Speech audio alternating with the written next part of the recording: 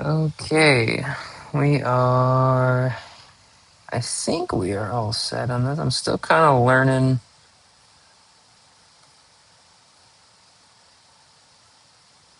Still kind of learning how all this works. Oh,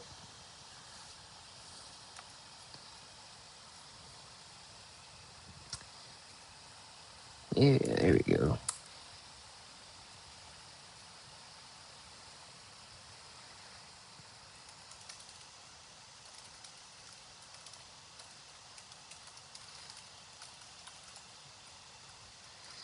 Let's get the link posted.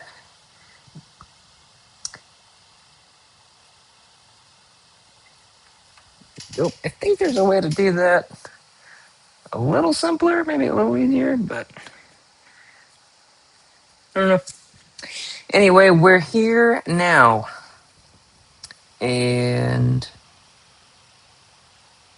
I'm not signed into chat. What? Okay. Okay, this is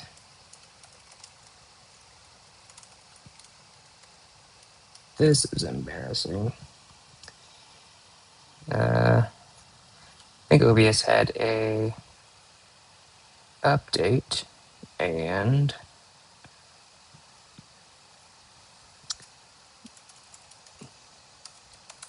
wants everything to be resigned in.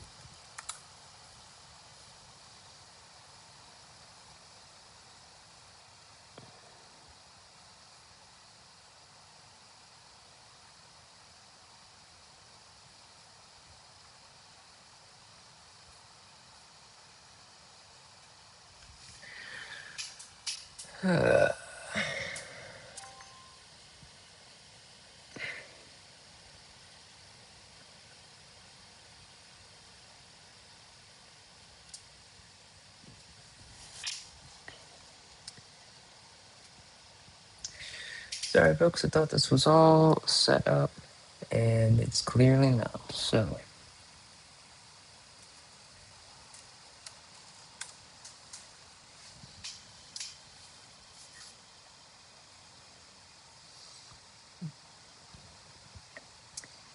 got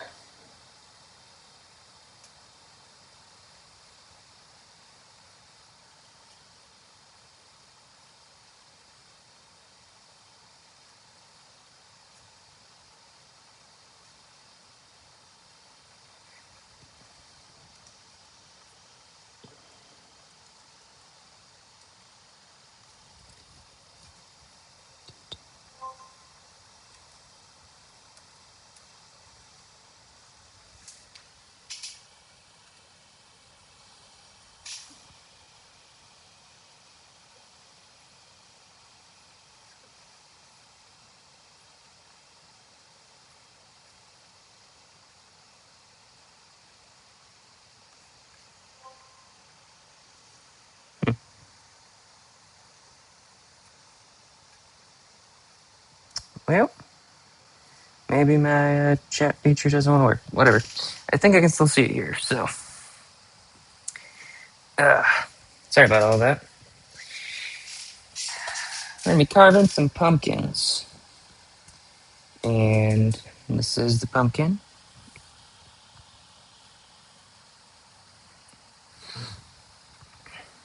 So this is the black that I use.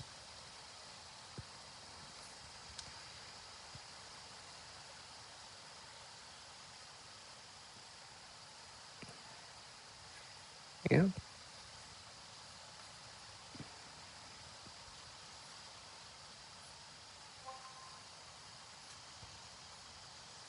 No, none of this is going smoothly. That's okay.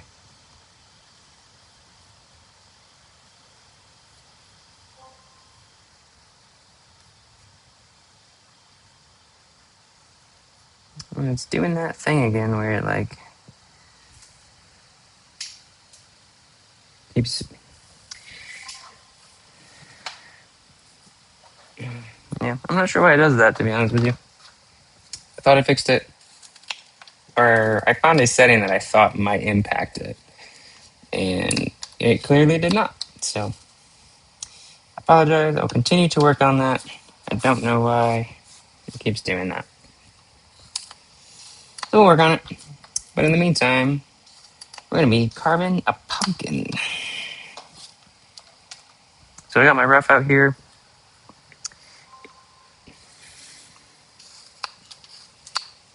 And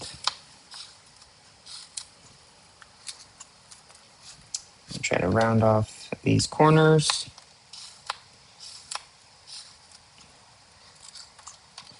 I did this rough out on the bandsaw. It is a 2x2. And I just think using a saw to cut down the size just it's a little easier, saves on some time, saves your your knife blades. Um, yeah, I think it's just a helpful way to do it.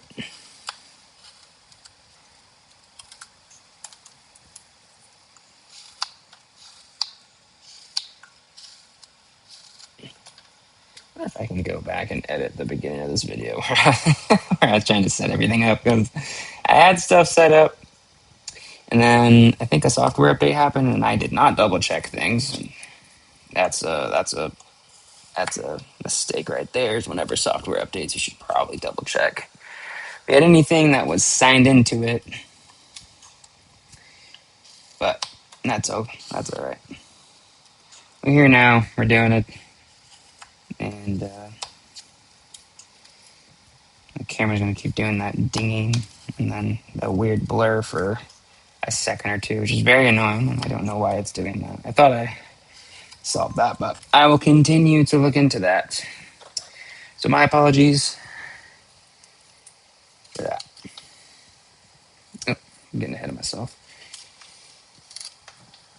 Just carving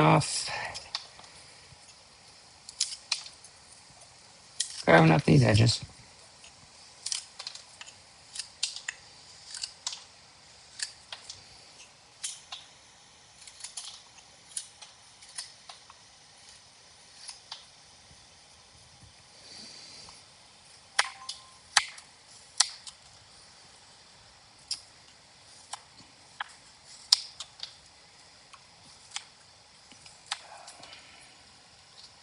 Rounding out the sides here.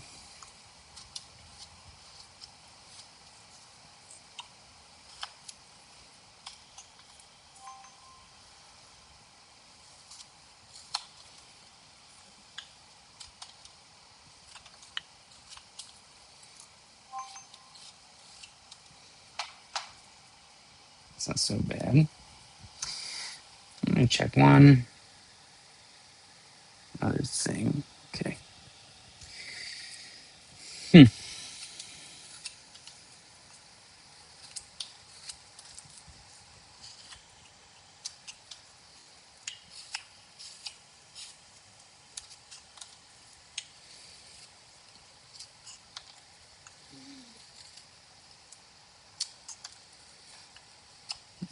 Take some of these hard edges here.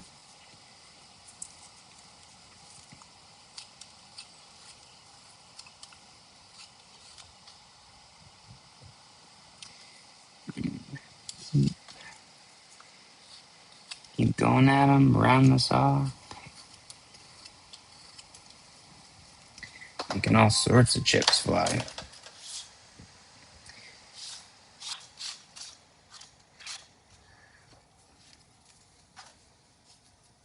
And it's fun. You can see the pile of wood chips at the end. I mean, some of them get, way away, but not all of them. Some of them you can still see. You can pile them up. Sometimes I'm impressed by the amount of wood chips after a carving, and other times I'm just like, is that it? that's all I did. That's all I removed. I wonder. I'm gonna try one other thing. So this camera might blink out for just a second. I'm gonna try one thing.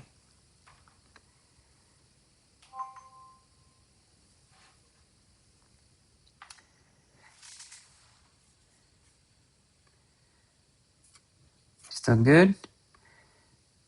I think we're still good.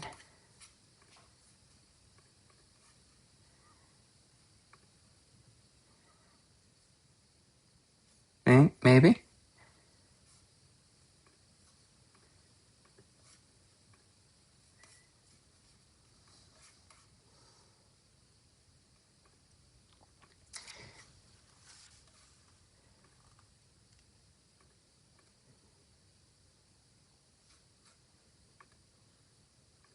Maybe. Hey, I think we're still here. Let's see how that goes. Uh,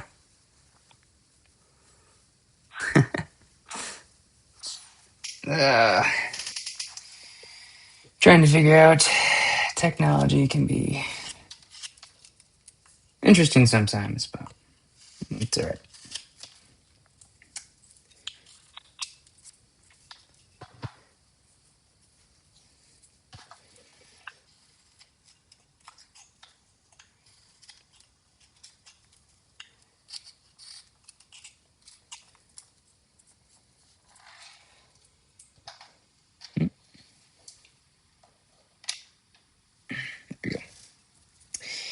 Okay, I'm pretty happy with where we got the bottom of the pumpkin. So now I'm going to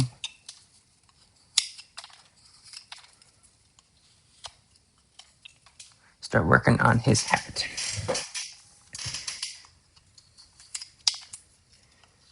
This is a 2x2 inch block. I roughed out the hat band in the top of his hat, and the length was 3 inches. So he's 2x2x3.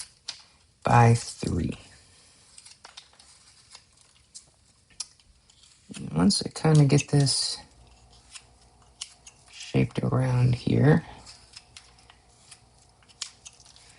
I usually spin them around like this because that's a little easier to get going. In hindsight, I probably should have roughed off just a little bit more of this hat with the bandsaw, but it's okay.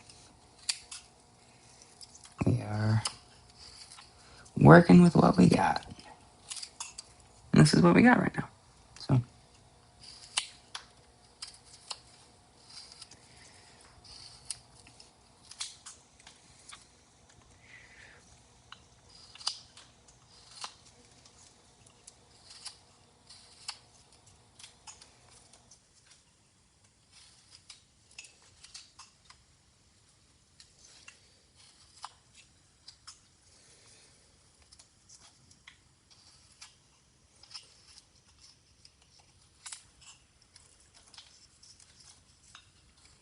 doing it, from this way going down and does sometimes create that little lip that we gotta go back and slice off, but that's okay.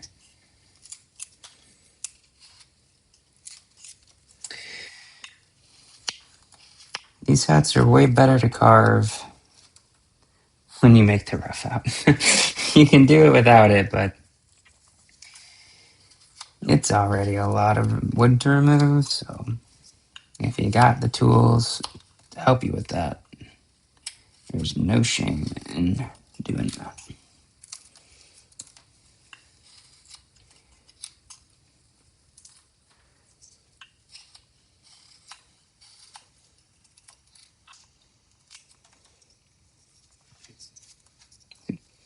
Making some progress.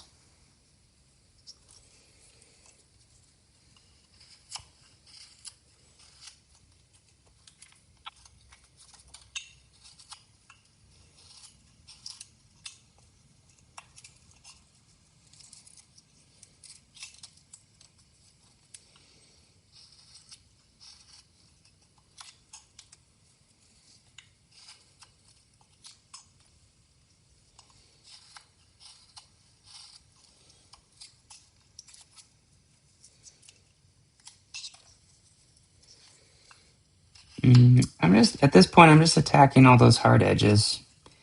Just rounding it off, and that principle kind of applies for Lots of things. Just round it off.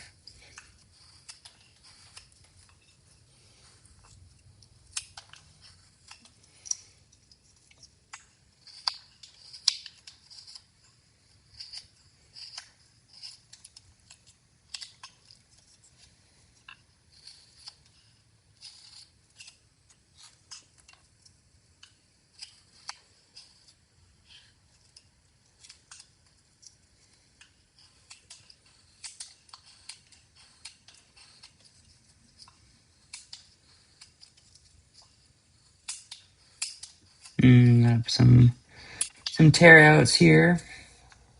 Okay, I think there was a knot or something right there. That was kind of weird, but it's all right.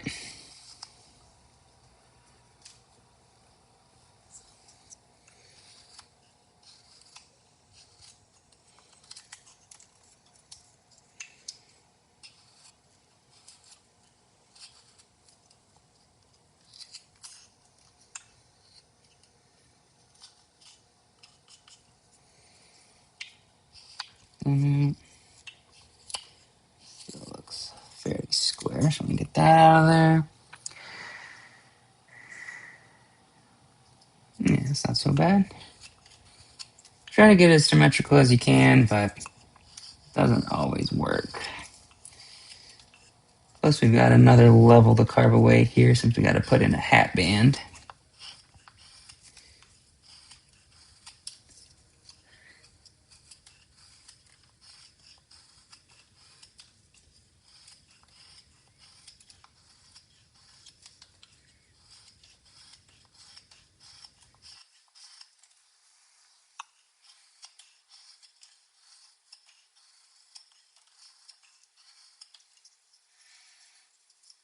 That's pretty good. I'm going to put in the hat band. It's roughly a 1/4 inch, maybe a little more, maybe a little less. It's exact measurement I don't think is super important. It's just, you don't want it too big. It looks a little goofy if it's too big. So I err on the side of thinner. Oh, look, it's right in between a half and a 1/4. It was 3/8. I guess it's 3/8. Put in our stop cut. Go all the way around. And this is going to be very similar to what we just did, where we're going to put in a stop cut and make sure we're removing the material that way. So very similar to what we did for the first part of the hat. This is not a part I have tried to rough out, since you need it to be kind of rounded off at first. I wonder if you could. I suppose you might be able to. It's probably the way to do it, but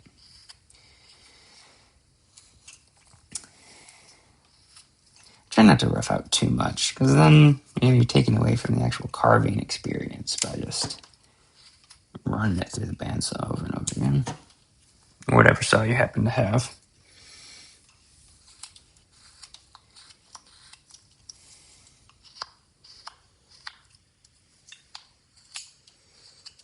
And there's something in the wood right there that it's causing some troubles for sure.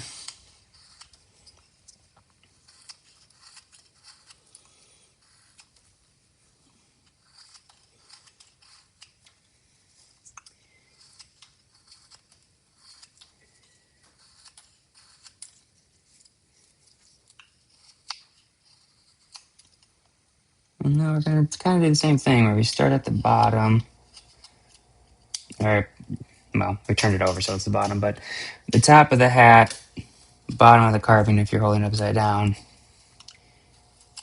and carve down to the hat band.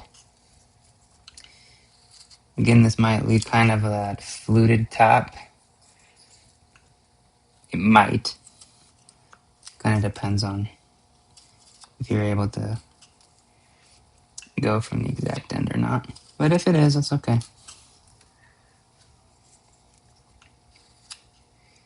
No problem at all. Check something here. Okay,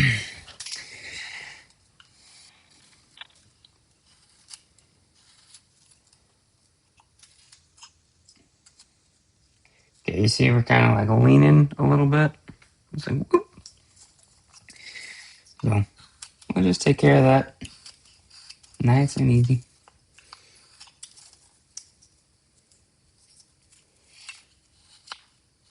If I do this, it might actually help.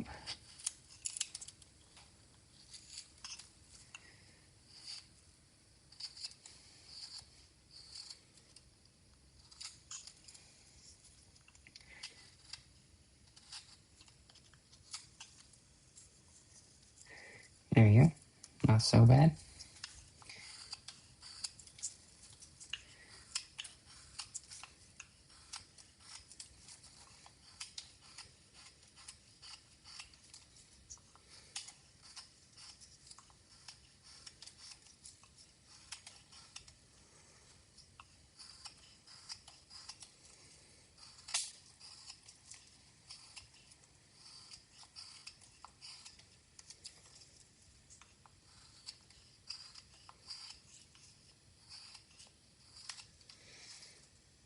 Something like that.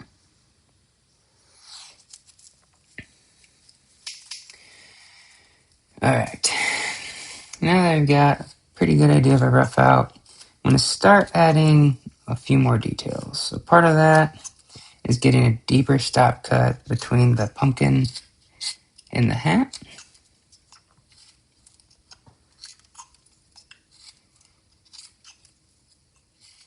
When we do more details on the hat, we will largely remove a lot of this that's sticking out. So we want this deeper stop cut to keep the pumpkin and the hat separated.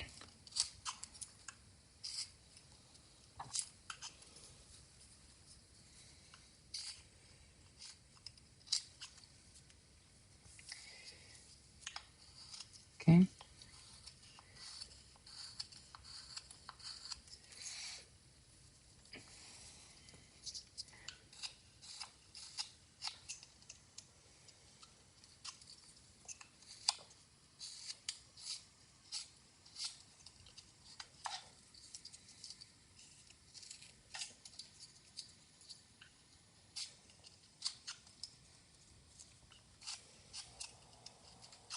Just doing a little bit more of that. There we go. Yeah, if you want to, you could probably round over the bottom a little bit too. This could be done at the end, could be done now. Yeah, it's kind of whatever. So round off the bottom. With that pumpkin to have that nice round shape. There you go. Alright, now I'm going to start honing in on that hat. So what I do is I try to take from the middle of this part, take off the corner, and get to the middle of that part. Because if you do that, the square hat band that we have, it's going to look pretty round. Doesn't have to be exact because, you know, this is just the first roughing cut, but something like that will be what we're aiming at. See?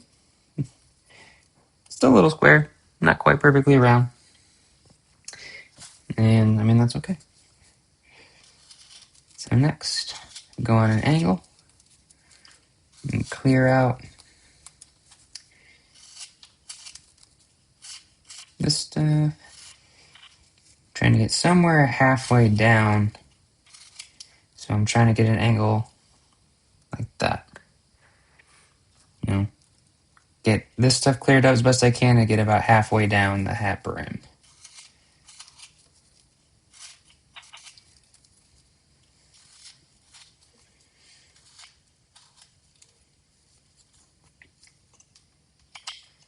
And these instructions are all in my how to carve a pumpkin stack video as well. As we put the same type of hat. on that pumpkin. Smaller size though. I think. I think I used a 1.5 by 1.5 inch block. I don't think I used a 2 inch.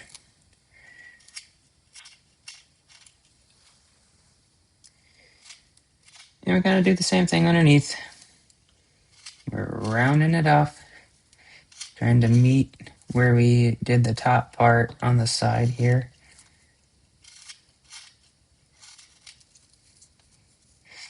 And once you get all the way around, I usually flatten where those 2 points met. And I do that by just resting the knife blade actually up against the carving and just kind of go around where it's just shaving off that one little spot. Let me get some of these fuzzies out.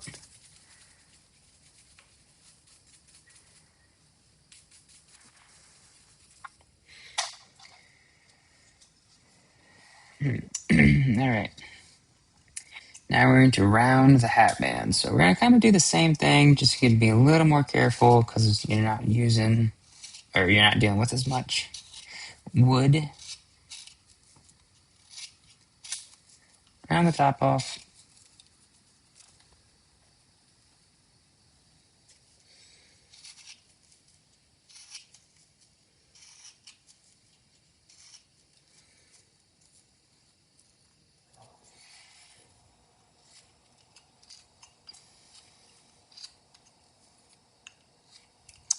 Now we're just going to do some stop cuts to where the hat band meets the hat brim.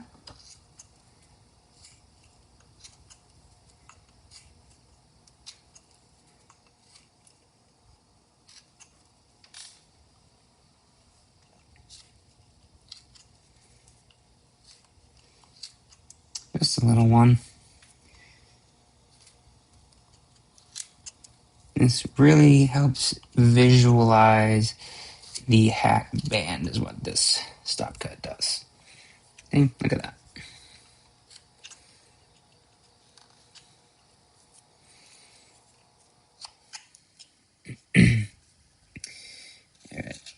If you did the roughing out on the bandsaw, you might have some saw marks on top of the hat band that you want to get off. But you're also going to paint it black, so once you do that, it's kind of hard to see anyway. So entirely up to you when you're making one of these guys, how much work you want to put into that.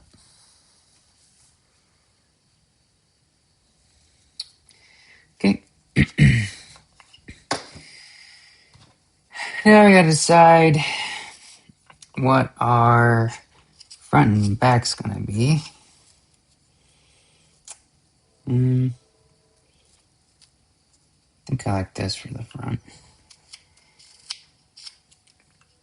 So to the side, I'm trying to read the grain from the bottom, and I'm not very good at it. Well, actually, hold up. Looks like maybe it's actually going this way. It's a good thing I stopped. It's a little flatter on that side. We can fix that. I'm trying to read the grain from the bottom, and that's because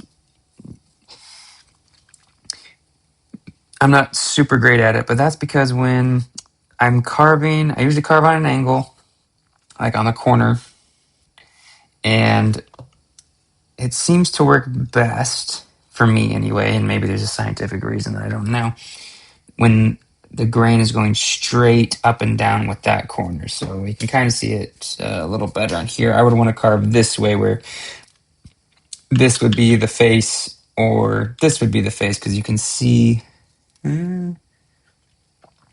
sometimes the saw marks get me, actually. There's the grain. Okay, so this would be the face, or this would be the face, because the saw marks, the grain's going this way. So that's what I'm trying to read here.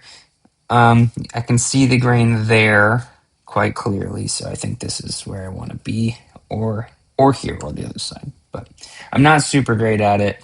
I can tell you when I feel that the grain, going one way, or because it's like biting into the wood, or it's not carving smoothly, and it will cause a tear out and all that stuff. I can tell you when I feel it, but I'm not very good at identifying it. It's still a skill I'm working on.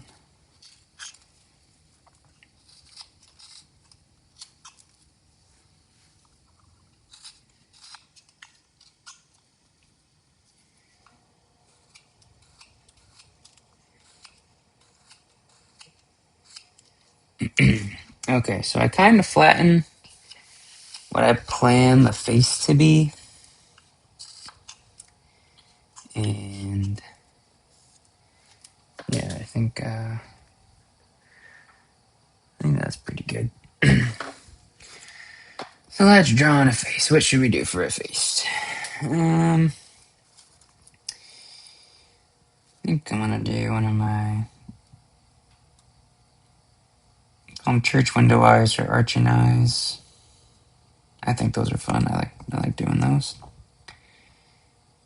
Make it a little bigger, maybe something like that.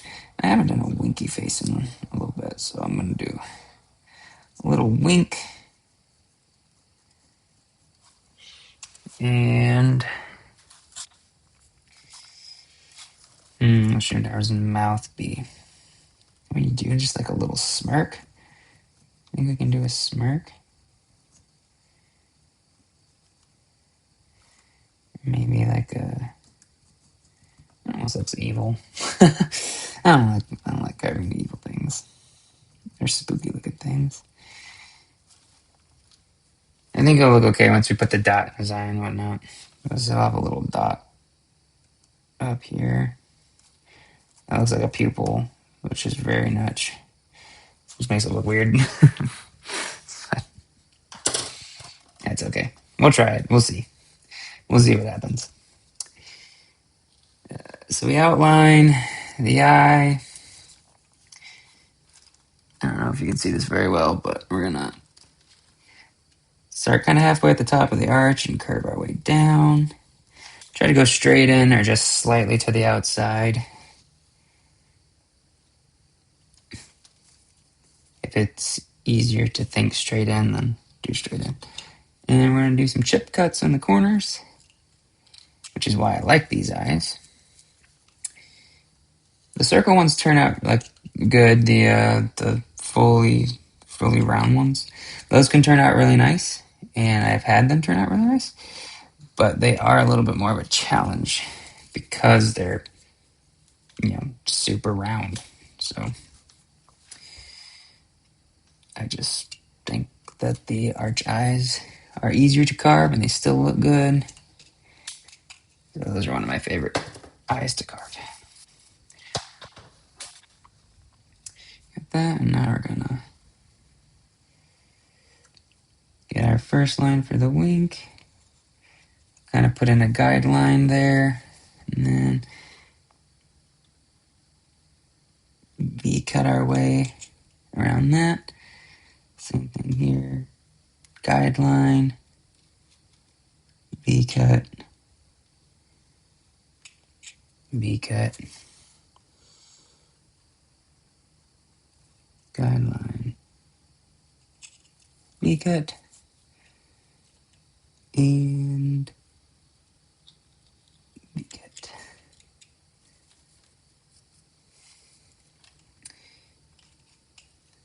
Yeah. Worked pretty good. Let's get his mouth. I'm gonna go a little bit above the line that I drew.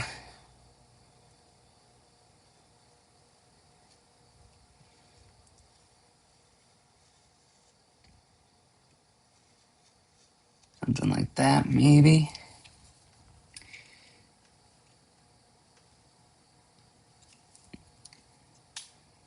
And we'll do something like that.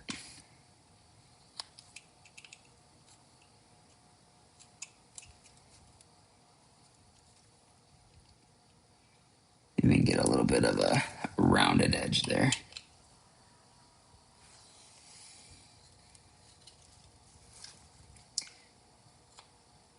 This will be interesting since I closed that mouth like gradually. closed that. This will be interesting to see if I can get the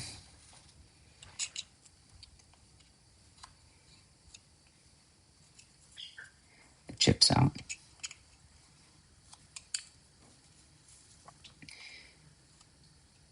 Especially with this knife. This is the OCCT 1 7/8 inch roughing blade. I believe is this one. Something like that. Shave off those pencil lines.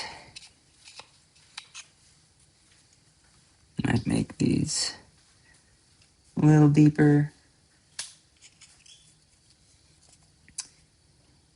for the eyes.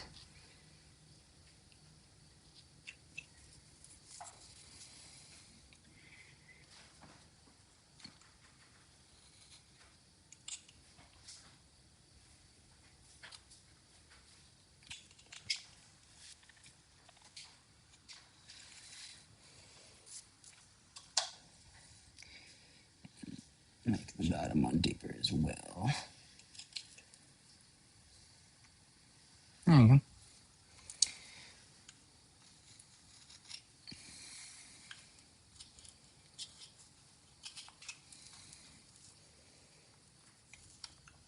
Get these. Oh no. Got a little bit of a tear out, but that's okay. Just like that, we fixed it. Round off this hard edge. And round off this hard edge.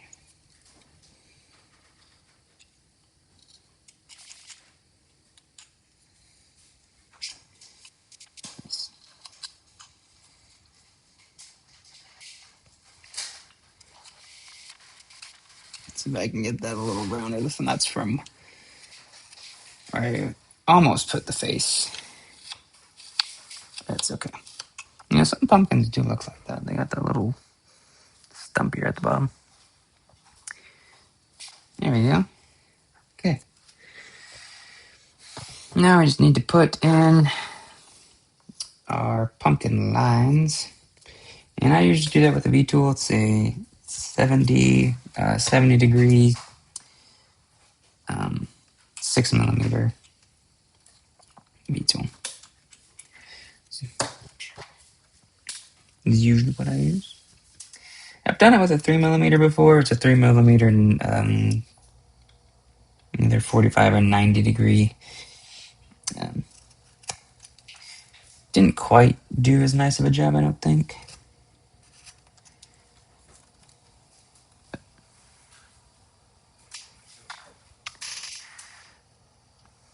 Oh, hey, Nick. Surprising time for the night, seeing you live. Messed up one of the eyes of my mushroom. The first was perfect, the other looks like I used a rusty spoon. Yeah, I know the feeling. Nick. Just keep practicing. The eyes are hard. They take a little bit of practice. So just keep practicing, man. I mean, you can even take like a whole block and just like flatten one side of it and just draw a bunch of eyes on it and just practice carving out those eyes. I have a lot of practice carving those eyes, so they're finally getting a little easier for me, but they are they are still a challenge sometimes. Which eyes were you doing? Were you doing the circle ones or the arch ones? Which eyes were you doing, Nick? Oh, hey, Bev.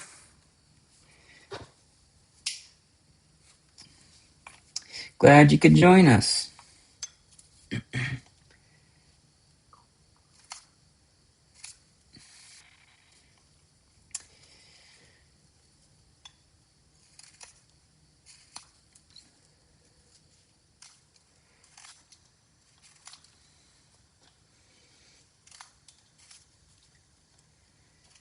Just carving some pumpkins. Putting in these kind of accent texture lines. You can do this with a knife, but the V-tool is very helpful. It was a circle one. These ones look a little easier. Yeah, so the circle ones are still a challenge for me. they're just kind of weird to hold. I mean, you got to go all the way around, and you have to be a little more perfect. Whereas these I call them church window eyes or arches, because you have that flat line, you only have to deal with one curve, and you can just do a chip cut in each corner, and then relief out the curve. So I do both, but these ones are definitely easier, and I think they still look good. You know, looks great. Sorry, I'm a little late to the pumpkin party. Hey, better late than never. Glad you could be here. NJ Hop. I don't know how to refer to you. Should I call you NJ or Hop or Happy? Thanks for being here. Yeah, we're carving some pumpkins. So sometimes with these pumpkins, I try to make these lines meet. Now I don't do it for all of them because I think that would be a little obnoxious. But I do try to get some of them to meet each other to add some texture and to add some defining characteristics. So that one's really close. I like kind of the gap there. This one I'm gonna have meet. That one's close. I'm okay with that. We're gonna make this one closer. I think I'm gonna have this guy. Yeah, we're gonna have this guy meet. This guy's gonna go all the way through. V-tool, very helpful. You can do it with a knife, but it takes a little longer. Some people like doing it with a knife. They actually prefer to do it with a knife. Now, I do end up having to do a little cleanup with the knife, and I'm cutting away the tops of these where they meet the hat because that kind of gives that that bumpy look, um, kind of the bumpy look at the top. I don't know if that's a good example. You can kind of see it here. NJ's fine, thank you. All right, man. I guess I don't know if you. That's a. I use that as a neutral term. Not trying to be offensive or anything. Appreciate you being here, NJ. Thank you. Uh, so we're actually almost done with our first pumpkin. But the good news is I have plenty of other pumpkins to carve. And I would love to hear your guys' thoughts on like facial expressions we could put on these pumpkins. Because the options are endless. I mean, I'm not a big spooky, scary guy, so I don't do spooky carvings. I don't do spooky faces. I do silly faces and goofy faces and happy faces, and that's generally what I do. So spooky stuff is off the table. That's not really my thing. Some people do it and they make really, like, as far as the carving goes, they can make some really cool stuff. Like, I am blown away by some of the things that people make. It's just not something I would make. And that's perfectly okay. That's the cool part about this hobby is you don't have to make what other people make. You can make whatever you make. And that's kind of a freeing thought. I don't know if you guys have ever thought about that stuff because especially when you first get started, you see a lot of people carving a lot of stuff and a lot of like caricatures, the kind of ridiculous looking, um, they're intentionally ridiculous looking. They got the exaggerated posture, or the exaggerated ears or nose or whatnot. And, that's just not what I like to carve. Some people do, and they make really cool stuff, like the craftsmanship that's involved in it, the skill involved. Amazing. Like, kudos to those people, but it's not me. I like to carve silly things, like gnomes and pumpkins with silly faces.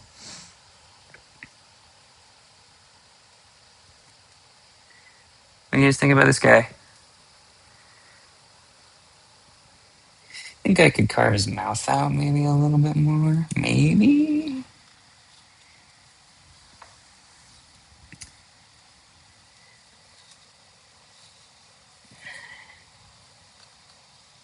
Depth is our friend with carving.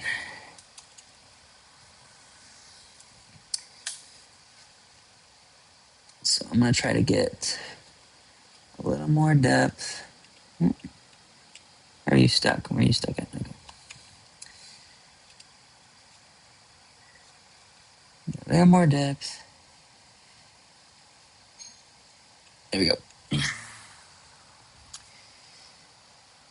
In that corner, I really did not do myself a favor by having this come down to such an acute angle right there. Yeah. But overall, I think this guy turned out good.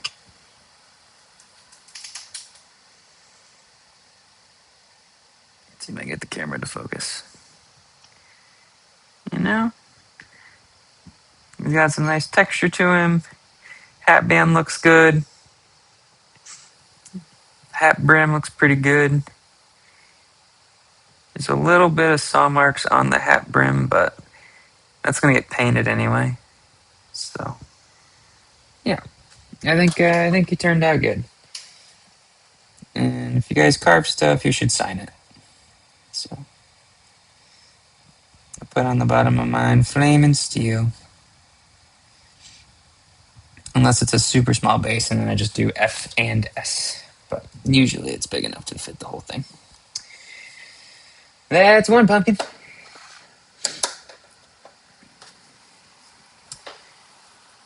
Looks good. Thanks, Nick. I got another rough out here. Do you wood burn the edges before or after painting? Before painting. Um, yeah, I don't want to run the risk of burning paint. That just sounds like a bad idea. Plus, when you wood burn the edges, you help create a border for the paint, and it paints a little easier, in my opinion.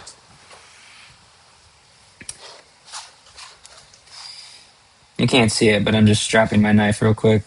So, yay, leather strap. So, it's out of frame for you guys, sorry. I'm just going to do a few passes. I think it's still in pretty good condition, but we're doing a whole other pumpkin next, so I think running it on the strap a few times is in our best interest. Or I could just switch knives. I do have another knife on standby. Multiple knives on standby, actually. I'm curious, though, if you guys are carvers, because I understand some people in the chat may not be carvers, but if you guys are carvers, what are you carving? What are you working on? Nick earlier said he was working on some mushrooms, working on the eyes, and gaining some good experience carving those eyes. They're kind of tricky, those circles. They're kind of tricky. And I did learn carving lots of circle eyes and lots of the arching eyes that, especially on the mushroom, if you make it a little bigger than you think you need to, that seems to help a lot. I assumed you wouldn't want to burn the paint. Yeah. Or at least I don't want to burn the paint. It might be harmless. I have no idea. That just doesn't seem like a risk that's worth taking to me. All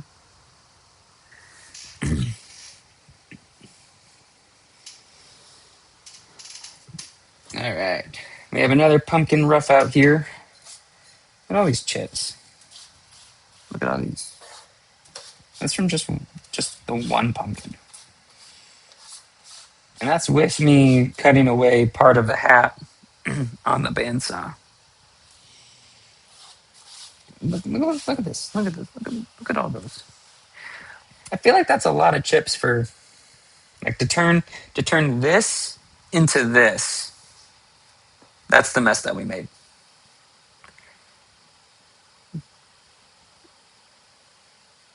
That just seems like a lot to me. I don't know. Maybe it's not. Maybe I'm crazy. I don't know. It just feels like a lot. Anyway, we're going to start on another one. And we're going to give a different facial expression to this guy. I don't know what facial expression yet. Haven't gotten that far. But we'll figure it out. rounding off these corners.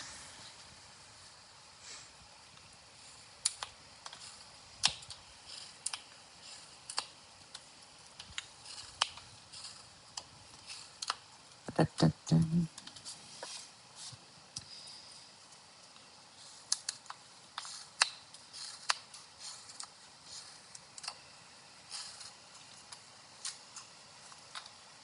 There we go. I also put these stop cuts in. These first stop cuts, I also put those in on the bandsaw. That's something I do with pretty much only 2-inch blocks. There's a couple of 1x1s that make, or not 1x1s, 1.5 by 1.5 inch block carvings that could probably speed up my process if I put the stop cuts in, the first stop cuts in with the bandsaw. But 2x2s, it's just so much more woods. What do you do with the wood chips? I have a gigantic box of wood chips that I dump them all in, and then over time, I bag them up and I either take them out to my fire ring or I give them away to people to do whatever they want with. I think some people have put them in with like their chicken coops. I think some people I know did that. Um, and other people I know use them as fire starters, which is the same thing that I do. I use it as a fire starter because this stuff lights very, very easily. Like this right here, you could start a good campfire with this pile of wood chips. It, one match, you'd be golden.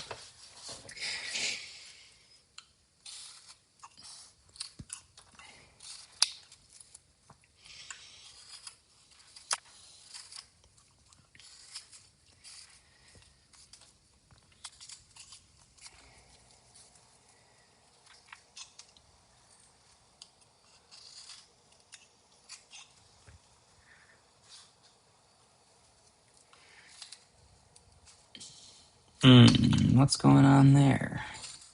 My blade like stopped. Did I not strap it enough? Do I need more strapping? Or is there a knot there? Is the grain doing something weird? You can kind of see the grain going off to the side a little bit. I'm not sure the cameras can pick that up super well, but you can kind of see it. So it might be part of the issue. This is carving really nice. Like that. Ooh. This corner, easy. This corner, not so easy. I have a small pile set aside to make a fire starter. Just haven't gotten around to it. Yep. Let's bag them up. The nice part is, if you continue with the hobby, there will always be more wood chips. There's no shortage of wood chips around my house. And because I am carving inside at a table, the wood chips do travel. They do find a way to get into many places in my house. That was not where they started. But such is the consequences of the decision, I suppose. My wife is mostly okay with it, I think.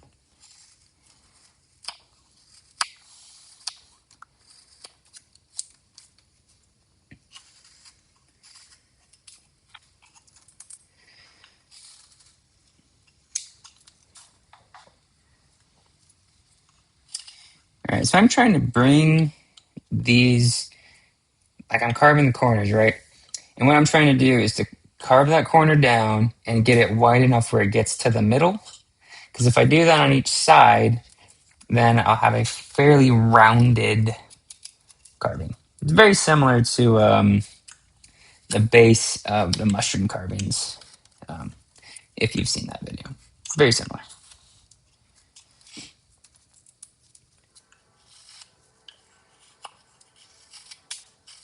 Because we have a square block and we want it to be round.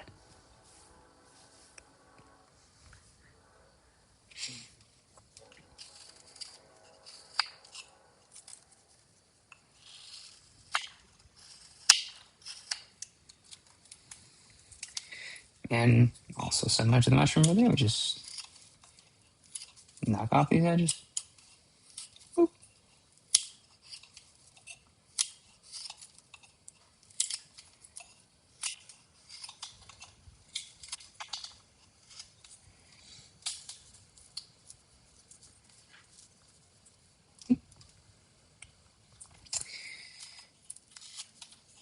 We don't want the look of a mushroom stem, though. We still want a pumpkin, so gotta do a little bit more rounding.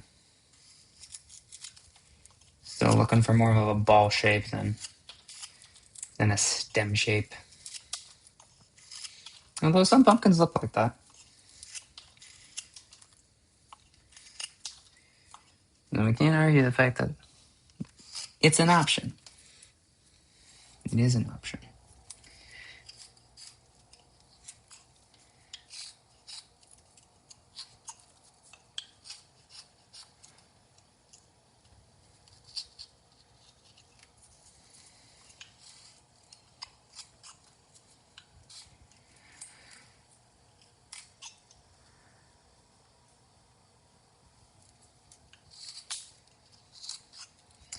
Now I'm trying to make some deeper stop cuts up where the hat meets the pumpkin.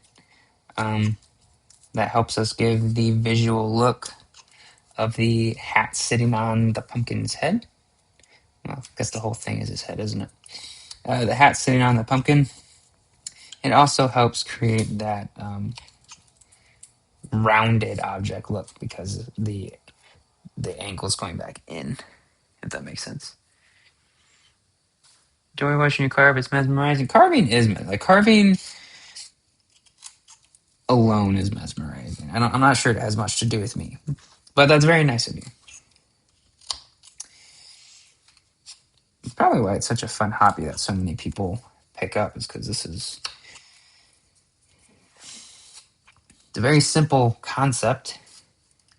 Got a piece of wood, piece of metal, but making wood chips is a very simple idea, but mesmerizing nonetheless. All right, now we're going to switch to the hat. And we're kind of doing the same thing. We're rounding off corners. There's one little trick that will help us here once I get the main corners cut off. You gotta, oh, yep, you can kind of see it there. I think there's a little bit of something there. Tiny knot, maybe. Something was kind of acting funny. I get these main corners down. Doing the same thing, rounding the corners to try to get them to the middle. Because if you do that on each side, you'll have a fairly round object. Oh.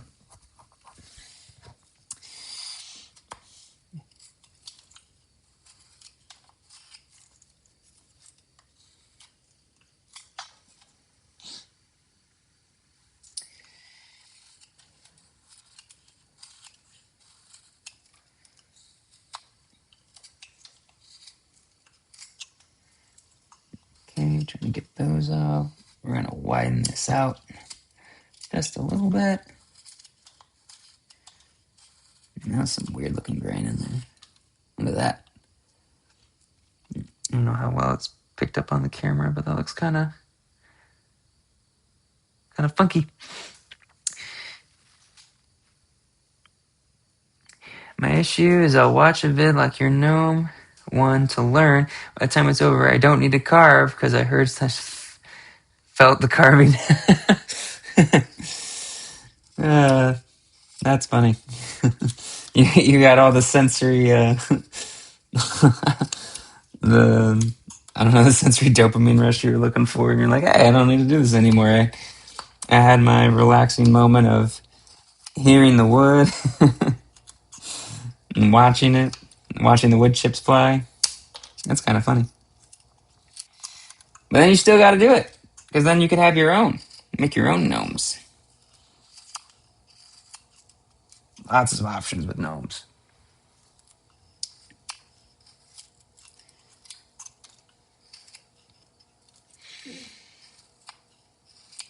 Honestly, like when it comes to gnomes, that's almost endless opportunity. I mean, but just think painting alone,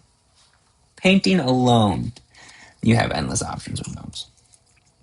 And then you can carve or paint things on their hat. Like you can paint silly things on their hat, or you could carve silly things into the hat. I don't know if I have one. Oh yeah, here we go. This guy will be painted like a pumpkin. His hat will be painted like a pumpkin. So he's got a funny face. You know, this guy, same thing. He'll be painted like a pumpkin. So you have options there. And then you can put different hats on the gnomes. I mean, how many different gnome hats can you think of? The options are endless. Like this guy. I don't know if the internet's seen this guy. This is a simple little gnome with a pirate hat. I'm not sure I really posted him anywhere. Maybe on a story or something, but if not, you guys are the first to see him. So there you go. Thanks for watching my live carving video. You got to see a secret gnome.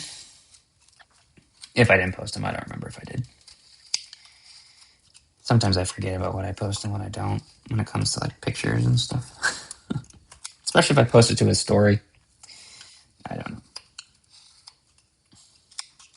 I think I have a... Yeah, here we go. Here's another pirate gnome. Would you guys want to see a video on this? Would you want to see a gnome with a pirate hat? I mean, the gnome is this is the basic gnome that I have a video on already. So part of the video would be the same, but if you want to see a video on carving the pirate gnome, let me know. Maybe I can put that one in the works. What kind of paint do you use? I use matte acrylic paint, mostly Apple Barrel because I bought it in a kit. So that's the brand that I have.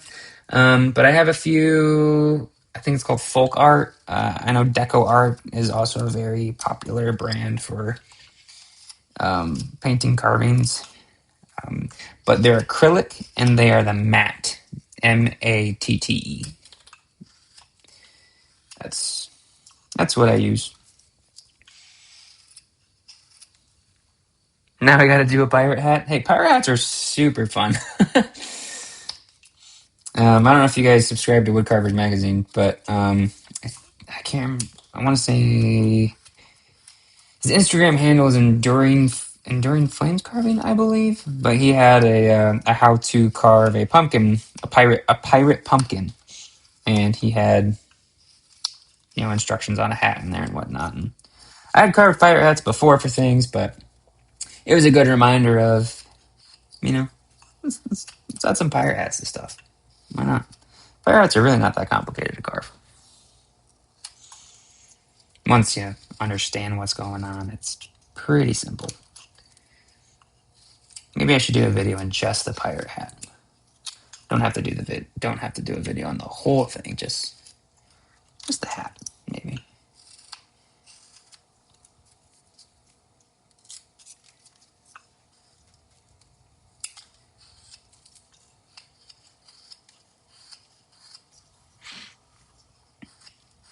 My problem is I'm not very good at drawing, so trying to put the Jolly Roger on a pirate hat or a skull and crossbones or something, that is a challenge.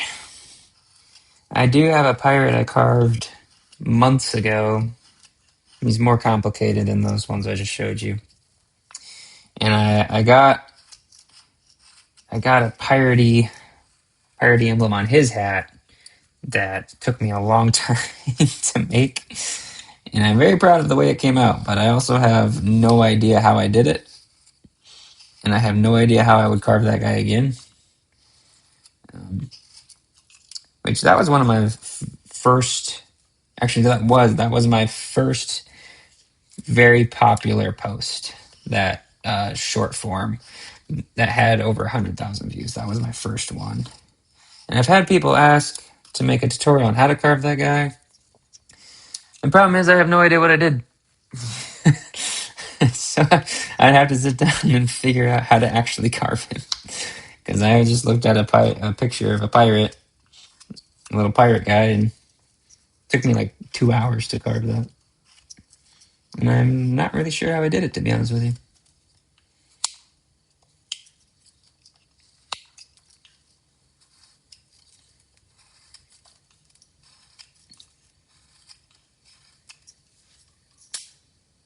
All right, it's a nice looking start to a hat, I think. And we're gonna put in our hat band, 1/4 inch to 3/8 inch is usually what I do. We're gonna err on the side of smaller hat band. A larger hat band just looks a little strange. I've got one over here. It doesn't look bad. It just looks just a little off, you know? It's not bad. It still looks okay, but it's not as good as, it's not as good as this one.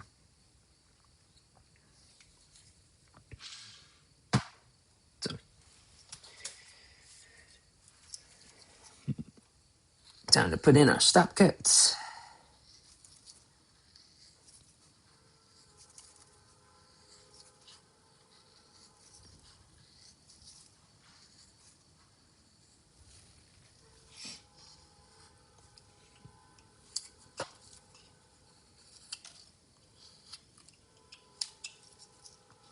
Carving down to the hat band.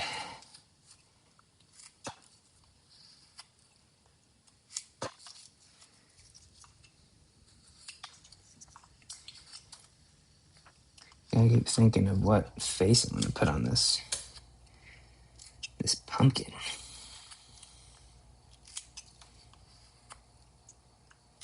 Pumpkin faces. I mean, there you have almost endless options with pumpkin faces too. Like I did a little googling of just different pumpkin face ideas, and there are a lot of options out there. Search for Carvin magazine, Fishes 45. Took over description. Oh yeah. So you've got a lot of them then, because I think they're on like 100 and something now.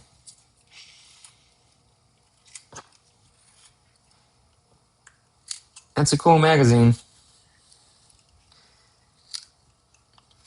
Lots of cool projects in there.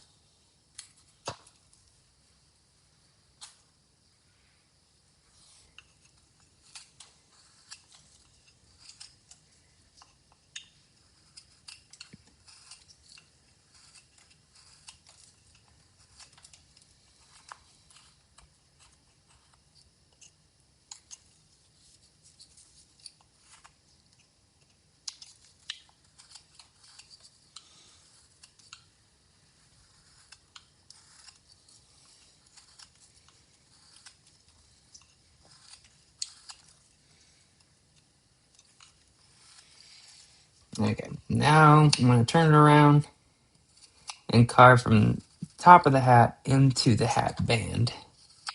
That, I think, speeds it up a little bit, as well as you can get these full, complete facets. That full facet, which helps a lot. And we can always adjust the top of the hat later if we need to, because sometimes what it does is, if you don't get quite to the edge, it's going to like flute out a little bit, but that's not hard to fix. So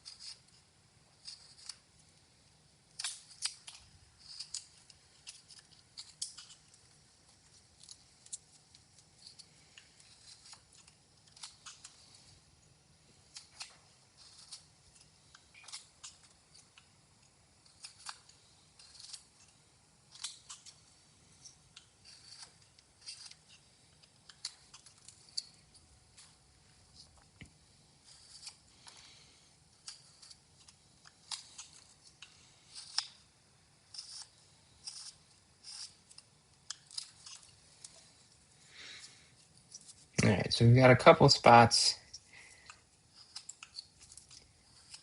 It didn't get quite even, so I'm just gonna run a few passes around.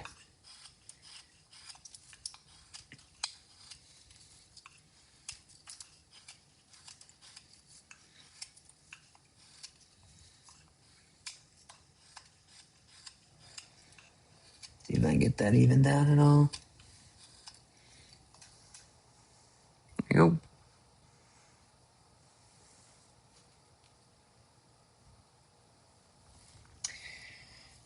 Not so bad. I'm gonna round this off a little bit.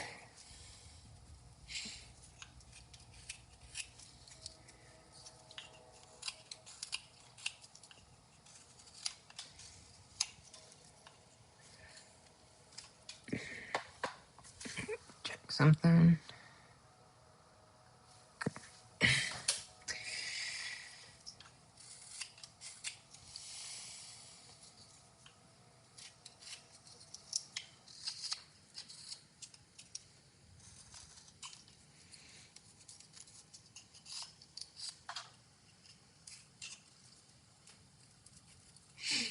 All right.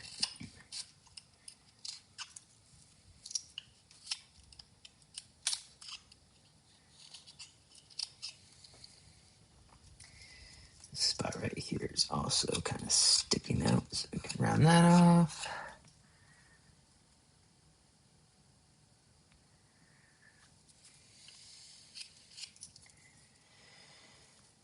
And then,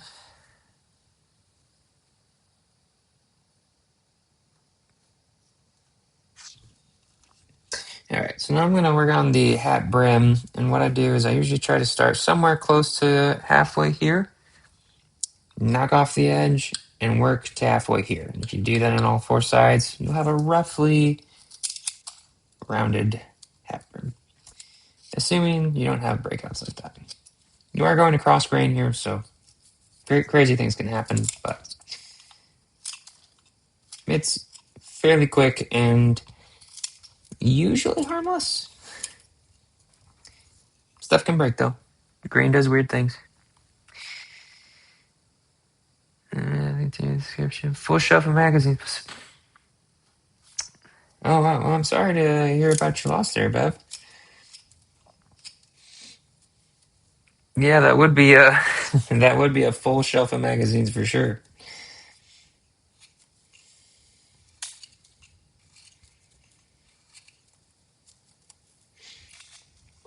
All right.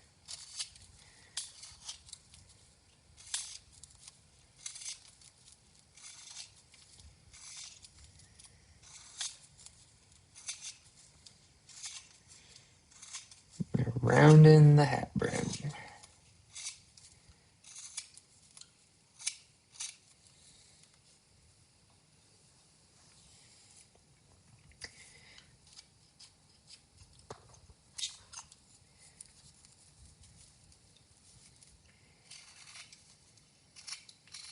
I'm kind of do the same thing here. I don't know how easily the camera picks this up, but rounding the hat brim.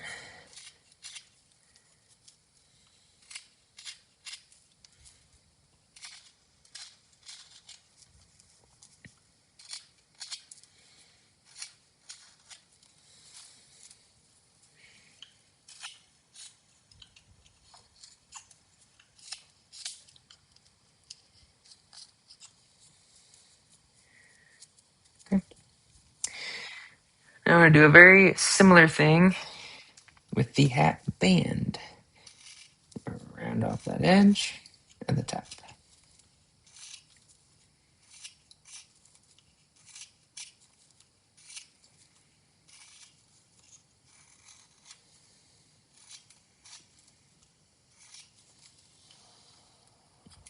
Sometimes you gotta deepen the stop cut here, get more separation. That's all right. Not hard to do.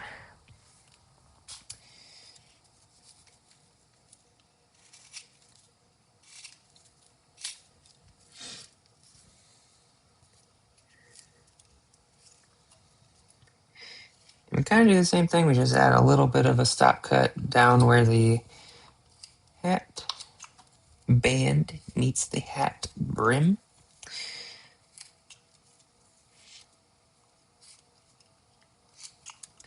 Helps visually separate those things.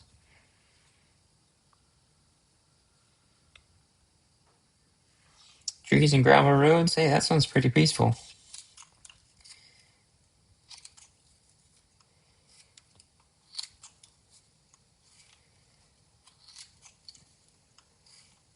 That's a great place for some carving.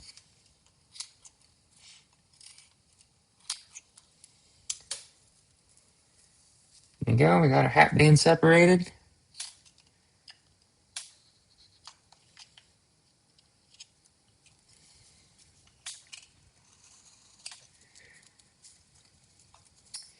All right. We did create a hard edge here, though, at the on the brim of the hat. So I just put my knife up against the body of the carving here and just kind of take off that hard edge.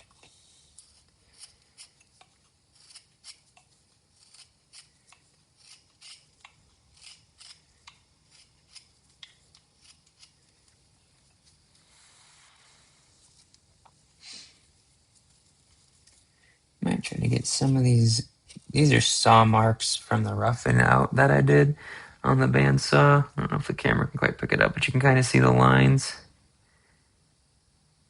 So, between Greening and Gaylord. Oh yeah, you're pretty far up in the northern peninsula then. That's a nice area.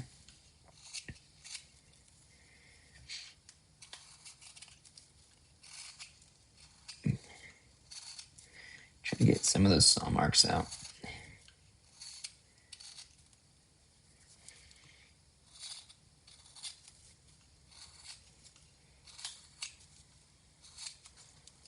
There you go.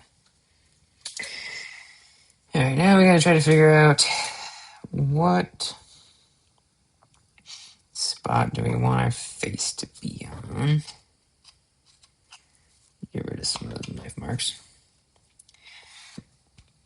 I can see the grain running here, going this way, as opposed to, it's arching over here. So I think it's going to play nicer over there for a face. I'm going to carve this back a little bit, try to round that off a little bit. Do the same thing for this side.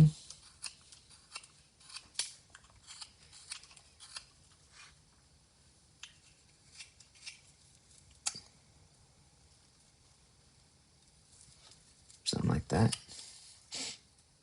Now, I think I'm going to flatten this spot just a little bit.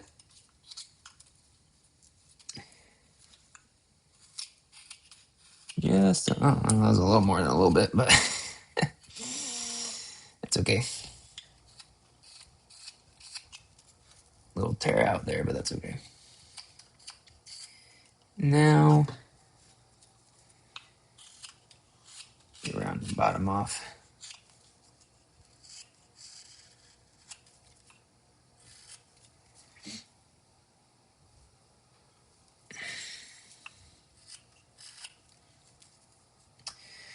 Well, now we gotta decide what face we're gonna put in it. And I did not make a conclusion on any of them. What should we do? What should we do? I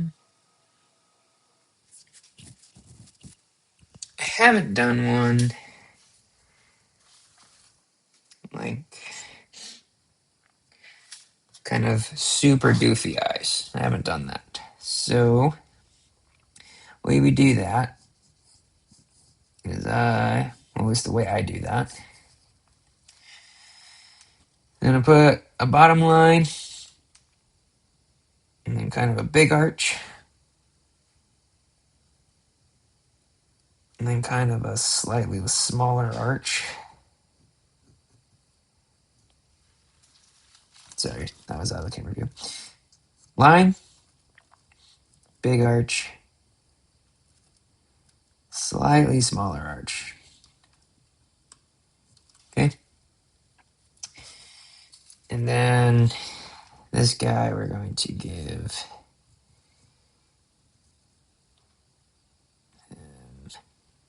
one of these silly expressions.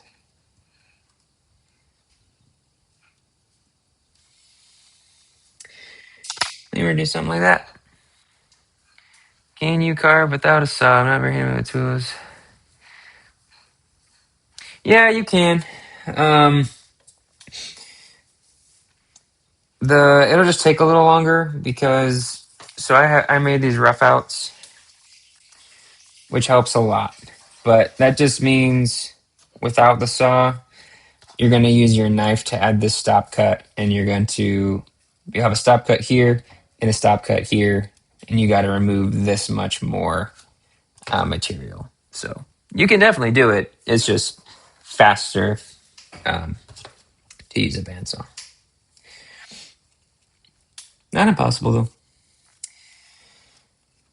though. Okay, for these goofy eyes, we're going to, carve the line down low.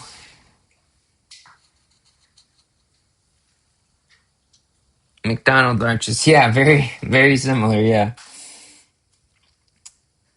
Because the eyes are connected on this one. And we're going to do our regular tracing the outline of the eyes.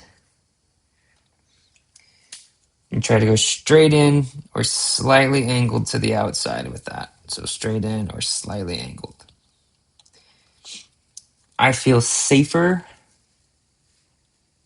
aiming for straight in. It does mean that you might have to do a little bit of a cleanup of the cut later, but that's okay.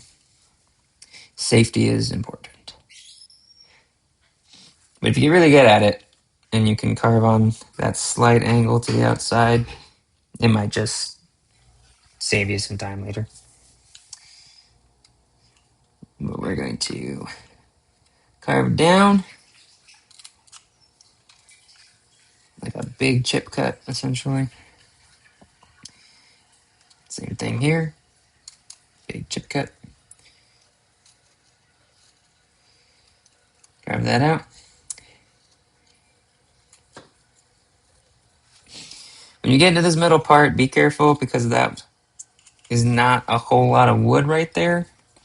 And these eyes look best if you can get that like pointed pretty sharp, in my opinion, I guess. I think they look best if you can get that as a fairly sharp point. So just be careful if you're going for this style of eyes.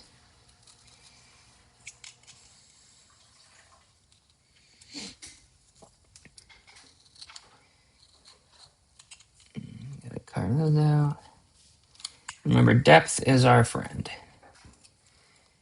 So, do you chip carve? Not really.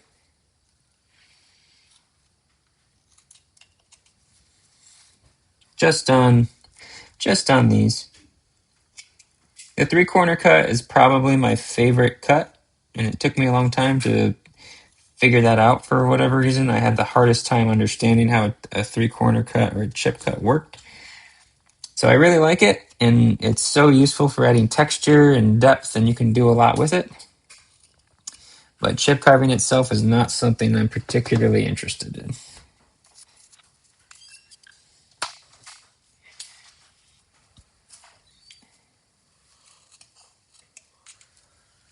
All right, so we got that area cleared out for those eyes.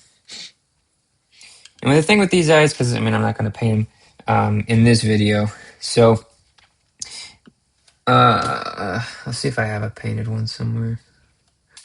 I thought I did. Oh, here we go. You can put the dots of those eyes pretty much wherever you want, and then he looks super silly. Usually I put them in the top right corner. That's where I normally put the dot.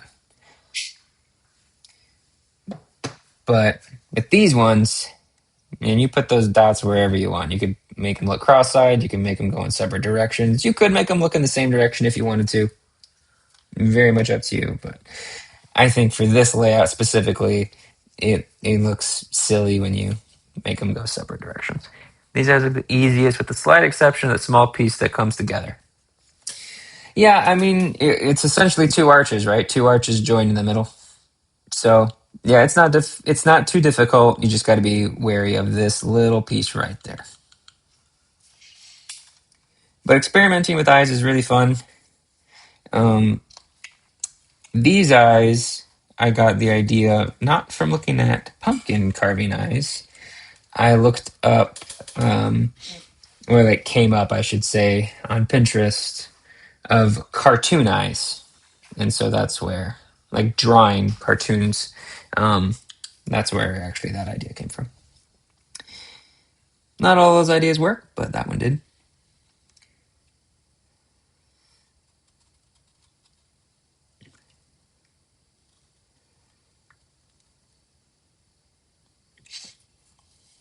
Those eyes could work on a mushroom too if you really wanted them to.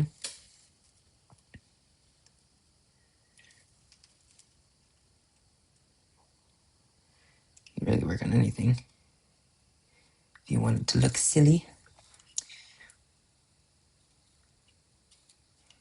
Which, I mean, most of my carvings definitely fall on the more more silly and whimsical side of the equation. If we're keeping score, I don't think we're keeping score. It's a carving. Make what you want. The world could probably use a little more whimsy.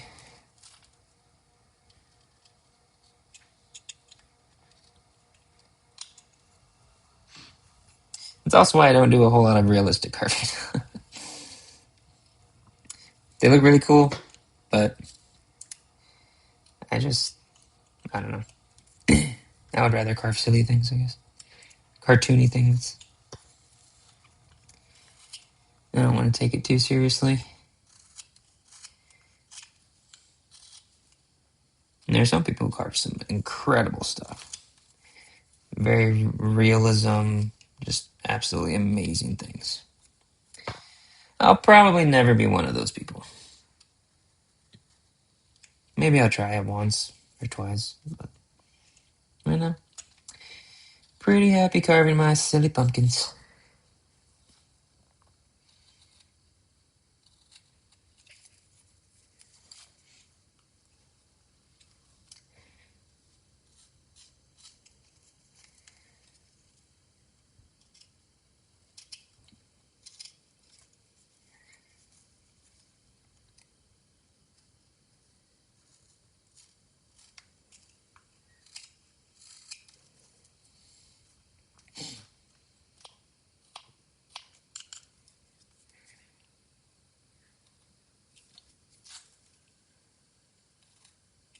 Get this little V cut.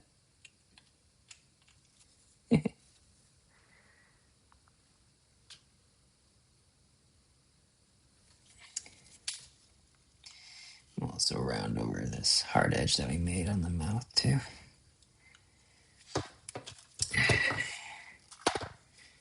The switch knives real quick, just because this is not as clean as I want it to be. And I was using a roughing knife before, so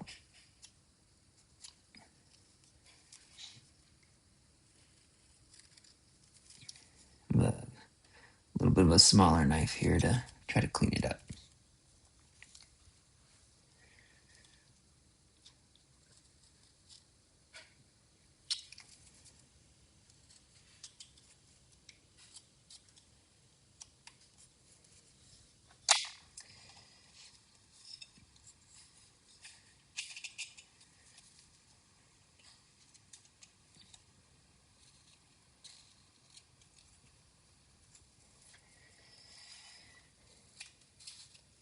All right. It's our carve away our pencil marks here. Gotta be careful at the top part because of the little spot right there. Do you have a favorite knife? Not really. This is an OCCT 1 7/8 inch roughing blade. That's what this is. This is also an OCCT. This is the it's either 1.5 or 1 1/4, I think. Detail knife. And I've got a handful of flex cuts. I have they're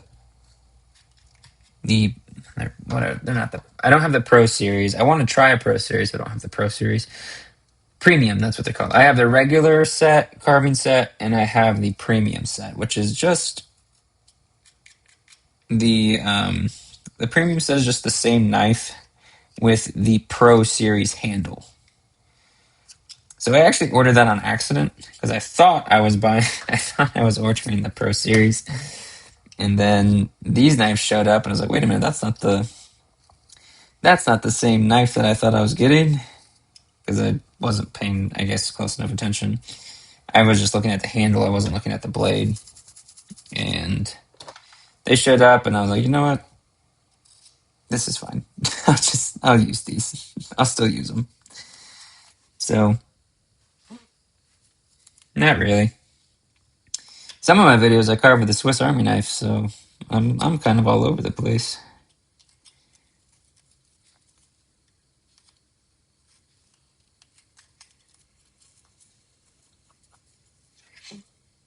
That looks pretty good.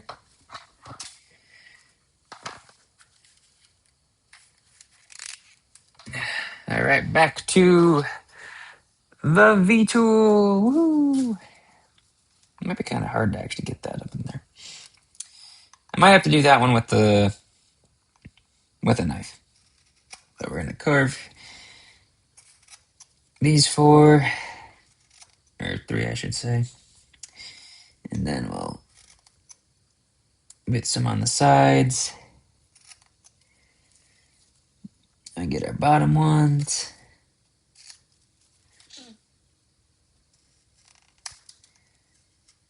That doesn't want to play nice. I need to strap my V-tool, I don't know. I've used it a handful of times, so I do try to strap my V-tools as well. I don't use gouges as much as I use V-tools. They're just not something... I don't know, maybe I should. Maybe I should experiment more with gouges, I don't know. I just find myself coming back to using regular knives, and a V-tool is just putting a V-cut in faster, really, and at a pre-designated angle, so I don't know. I also like to carve stuff that not everyone has these tools. Not everyone has them. So I try to carve stuff that you don't have to have these fancy tools to carve these things. I love seeing the Swiss Army knife videos. Yeah, those are fun. I mean, that's what I started out with carving, was just regular pocket knives. So you can do it, and yeah, I'll use other stuff too. But a lot of people who do this hobby, they don't have the full blown carving knives. I mean, I didn't until fairly recent, within the last year, really. I just used a regular old knife.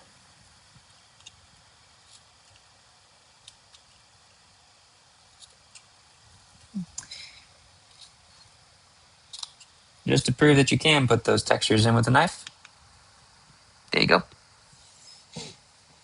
What you can also do with a knife is you can, if you want more texture a little bit, you can take one of these edges of these pumpkins and just follow it a little bit, and that can give it some more texture. Just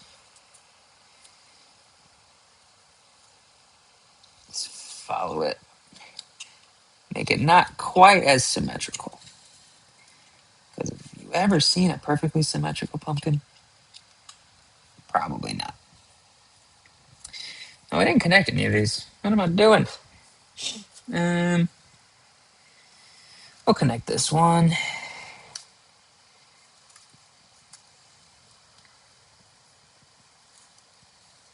We'll make that one connect. Maybe this one. I feel like I'm trying to be random, but I bet if I line up all my pumpkins like this that I've done this to, I bet I probably do the same like 2 or 3 options like every time. So yeah.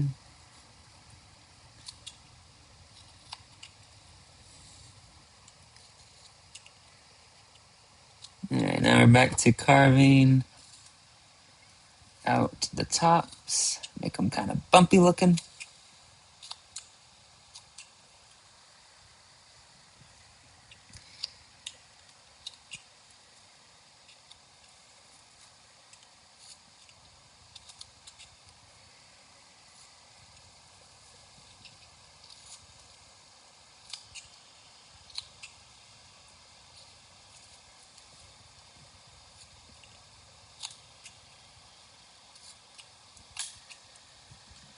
I wish I could tell you guys like a schedule of when I'd be live. I wish I could do that, but unfortunately, my schedule right now is not intuitive to be able to do that for you. So maybe someday I'll get there where you can just count on me streaming, live carving, live streaming. Whatever days a week or whatever times during the week or whatnot. But right now, that is not the case. So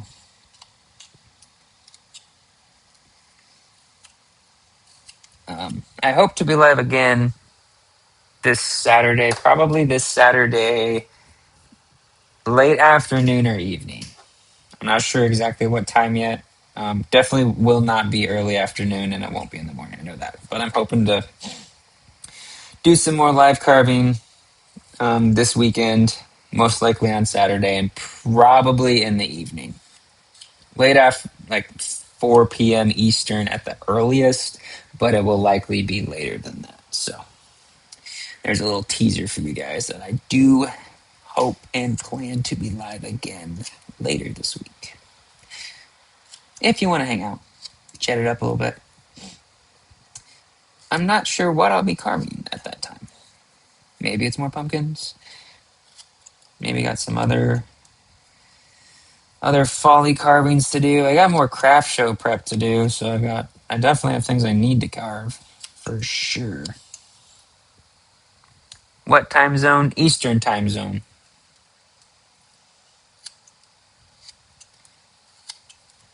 Yeah, so it's getting kind of late where I am. Almost 11. But this is usually when I have time to carve for most days,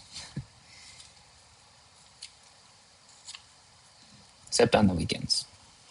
Weekends I have a little bit more flexibility if we're not, doing other stuff.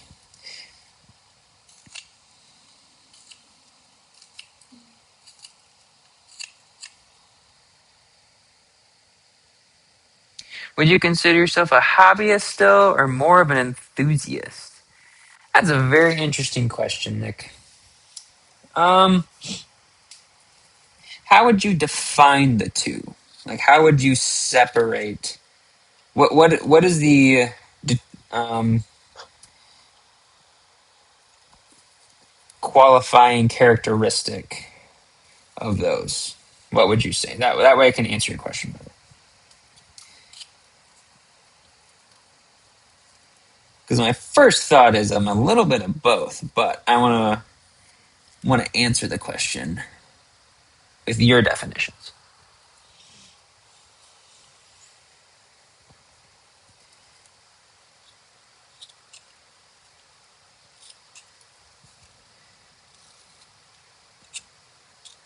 That's going to be a real deep groove, but I think that's going to be kind of okay.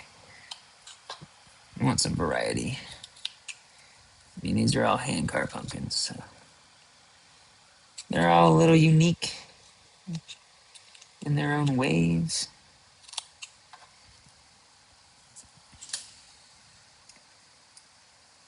I think his hat's just a little too big. I'm going to shave down his hat just a little bit. Good question. Uh, I hate to answer your question with a question.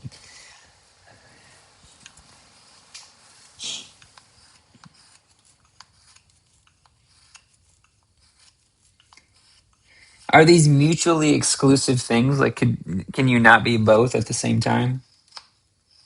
Because my first thought would say both, but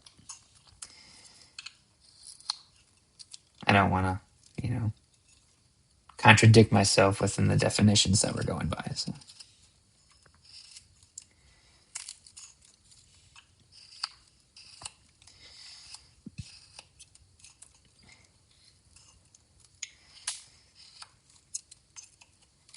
In case you guys are wondering, we have definitely reached the part of this carving where I'm just seeing all these tiny little things that I want to fix. And you just kind of keep going. It's one of the hardest things to do is to know when to stop. Because there's probably, well, one, because you're looking at it from a camera. So there's definitely things that I can see that you guys can't see. But there's also things that even if you were here sitting here with me, there are probably things that I see that didn't come out as clean as I wanted, that, as the if you're the person who didn't make it, that you have no ideas there. I think that's the case for most things. Times it would be nice if you carve along with you to make your post a materials list. Let me think about that. That's a good idea. Let me think about that. Carve along with me? Yeah, that'd be kind of cool. That could be fun. I'm not sure. I would call myself a hobbyist as I only have 3 or 4 times a week, and some nights like tonight, I would rather watch YouTube and chill. There's nothing wrong with that, man.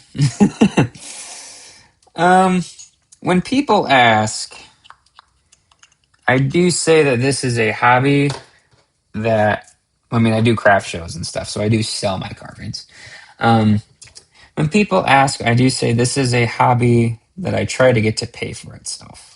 Now, I do carve quite a bit for that reason. And I don't know if you guys saw the video. I had a fairly large order for Bronner's Christmas store in Frankenmuth, Michigan.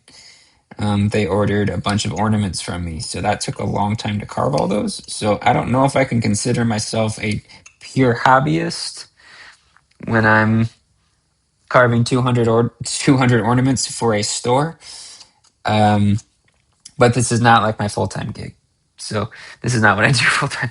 So it kind of sounds like from the way you're thinking about it, Nick, I'm probably more of an enthusiast. Would you say an enthusiast is more active or less active than a hobbyist?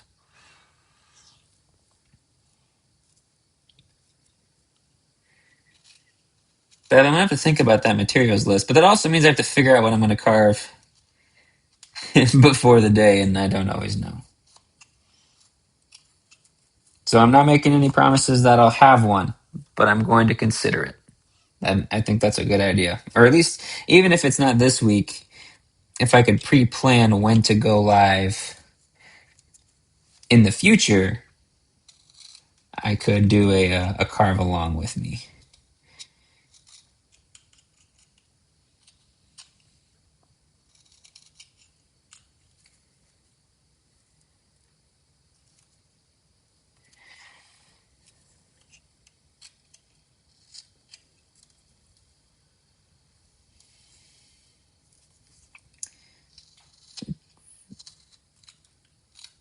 I feel like I'm in the danger zone of doing too much and messing something up that I'm going to have to spend a lot of time to fix.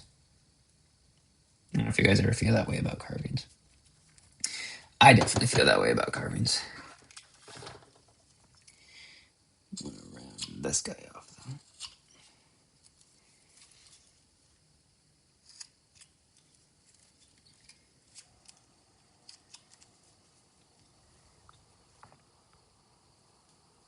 I love that store. Do you live close to Frankenmuth? No, I live in Indiana, so that's a few hours away from me. It's a really cool store, though. I would agree to more active, but can still enjoy the hobbyists side answer. Oh yeah, oh yeah. I mean, I do this because it's fun, and I don't. I mean, I have a screen in front of me right now because of streaming it and whatnot, but I don't have to have a screen in front of me. You just carve it. I'm doing something with my hands. You get a little goofy guy in the end, and it's very tactical, very tactile, I should say, very tactile because you can feel it. You can feel the knife going through. You can hear it. The sound of the shavings and everything is just it's a multi-sensory experience that is very fun. And I really like the woods, and I don't spend a lot of time in the woods anymore. Um, I just don't live. That's not where I live. I don't really live in the city. I live just outside of one, but I don't spend a whole lot of time in the woods anymore. And this kind of reminds me of spending time in the woods. I camped a lot. I was a Boy Scout for a long time, so I did a lot of camping, did a lot of hiking, spent a lot of time in the woods, and I don't do that so much right now. And this kind of, I think, mentally puts me back there, which is very peaceful. Which I never really thought about until like right now. So I'm glad you guys could be here to help me think through these things. It's almost like therapy. All right, I need to stop carving this little guy though, otherwise I'm going to mess something up. We're gonna brush them off, get those little fuzzies out. Got a couple knife marks to clean up. Probably knife marks you can't even see on the camera.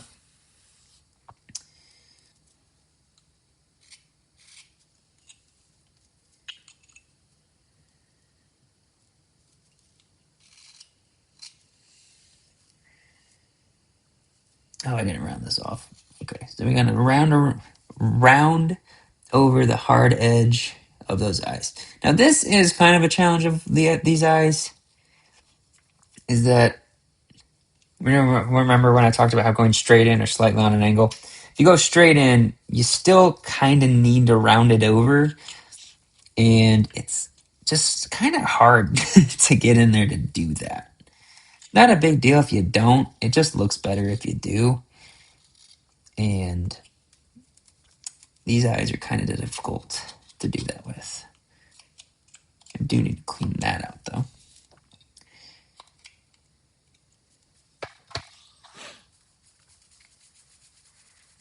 It's a process.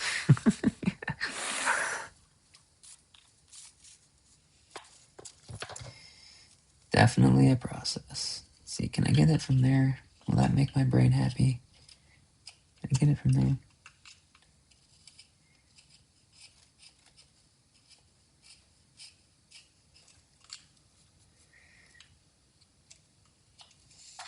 Okay, that might be enough. I think that's enough. Except I just saw something on the bottom right here. Then now we gotta fix it.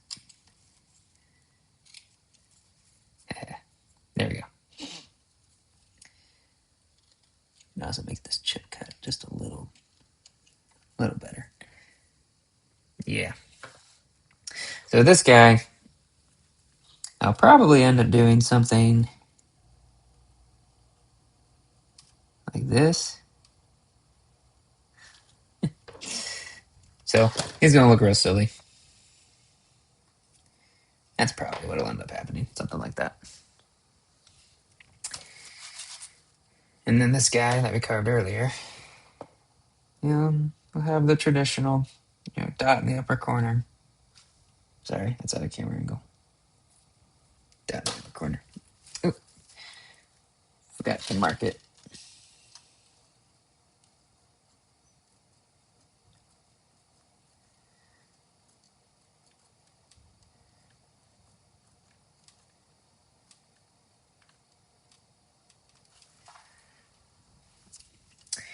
Here we go. All right. 2 pumpkins down. That's that's going to be all for me today. Thanks for hanging out. Thanks for chatting it up with me. Thanks for watching. Be on the lookout for more carving videos, more posts. I don't quite post every day, but I'm trying to get better at that. And I do plan to do another live carving this weekend. So when I think about the materials list, maybe do try to carve along with me, which means I also have to think about what I'm going to carve because I don't know. I just know I'll be carving this weekend, and I should have time to do some live carving at that point. So I'm going to think about that, and if I can come up with some solid answers, I will be posting those and try to get kind of a forward time so that y'all can plan on when I'm going to be live. But yeah, thanks for being here. Yeah, but it's my bedtime. Have a good night. Yeah, me too, Nick. Me too. Thanks for being here. Thanks for hanging out. And hopefully see you on the next one. Have a good night, guys.